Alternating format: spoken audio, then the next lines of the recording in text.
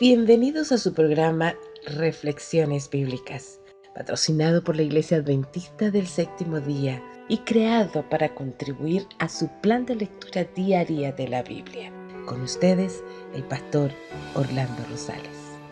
Primer libro de Samuel, capítulo 30, versos 3, 4 y 6. Vino pues David con los suyos a la ciudad, y he aquí que estaba quemada, y sus mujeres y sus hijos e hijas habían sido llevados cautivos. Entonces David y la gente que con él estaba alzaron su voz y lloraron, hasta que les faltaron las fuerzas para llorar. Y David se angustió mucho, porque el pueblo hablaba de apedrearle, pues todo el pueblo estaba en amargura de alma, cada uno por sus hijos y por sus hijas. Mas David se fortaleció en Jehová, su Dios. Al parecer, era costumbre entre las belicosas naciones del cercano oriente preservar a las mujeres y a los niños, especialmente a las vírgenes y a las niñas.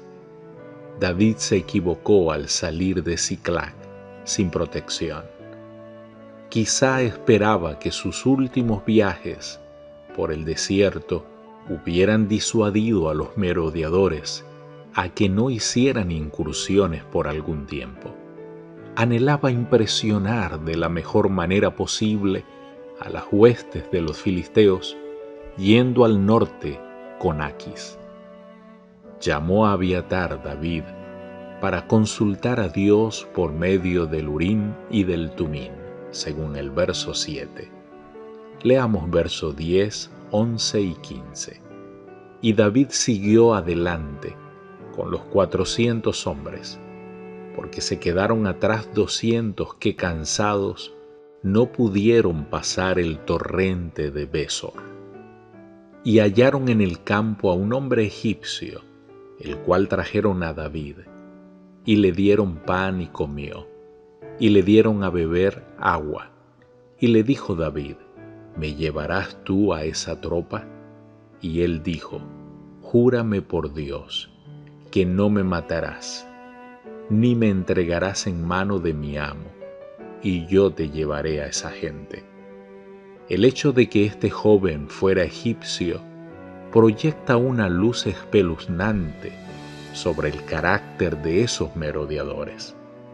Así como habían incursionado en Judá y el territorio filisteo, sin duda habían invadido partes de Egipto y habían tomado cautivos para negociarlos como esclavos. Ninguna nación ni tribu estaba a salvo de sus depredaciones. Verso 17 y 19. Y los hirió David desde aquella mañana hasta la tarde del día siguiente, y no escapó de ellos ninguno, sino 400 jóvenes que montaron sobre los camellos y huyeron. Verso 19. Y no les faltó cosa alguna, chica ni grande, así de hijos como de hijas, del robo y de todas las cosas que les habían tomado. Todo lo recuperó David.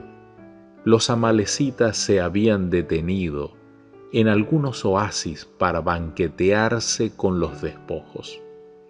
La influencia del licor los dejó totalmente desprevenidos para el súbito ataque de David. Además había otros rebaños y otras manadas grandes que los amalecitas habían acumulado en su reciente incursión. Todo esto fue considerado como el botín de David y marchó a la cabeza del ganado recuperado a medida que el destacamento volvía a sus lares. Versos 22 y 24. Entonces todos los malos y perversos de entre los que habían ido con David respondieron y dijeron: porque no fueron con nosotros, no les daremos del botín que hemos quitado, sino a cada uno su mujer y sus hijos, que los tomen y se vayan. ¿Y quién os escuchará en este caso? Porque conforme a la parte del que desciende a la batalla, así ha de ser la parte del que queda con el bagaje. Les tocará parte igual. Cuando Israel luchó por primera vez con los madianitas, se impuso un sistema preciso para la distribución de los despojos.